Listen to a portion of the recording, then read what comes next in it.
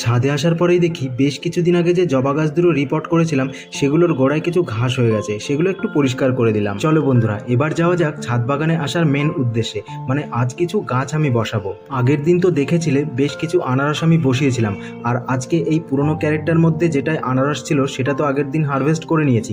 এখানে আর একটা আনারসের মাথা আমি বসিয়ে দেব। প্রথমেই ক্যারেটের মধ্যে থেকে আমি পুরনো আনারস গাছটা তুলে ফেলে দিলাম। তারপর যে মাথাটা আমি বসাবো সেটার গোড়ার দিকটায় আমি ফাঙ্গিসাইড লাগিয়ে নিলাম। ফাঙ্গিসাইড লাগালাম এই কারণেই, বৃষ্টির কারণে সবসময় তো মাটি ভিজে থাকছে, এটা পচে যাওয়ার সম্ভাবনা ছিল। ফাঙ্গিসাইড লাগানোর ফলে সেই ভয়টা আর থাকলো না। চলো, আনারসের মাথাটা তো সুন্দরভাবে বসিয়ে দিয়েছি। এবার আমাকে একজন কালকে এই 4টে লাউয়ের বীজ দিয়েছে, এই 4টে লাউয়ের বীজও আমি ছাদ বাগানে বসিয়ে দেবো আজকে। লাউয়ের বীজগুলো বসাবার জন্য এই ছোট্ট পটটা আমি ইউজ করলাম। চারা বেরোলে সেগুলো বড় পাত্রের মধ্যে শিফট করে দেবো।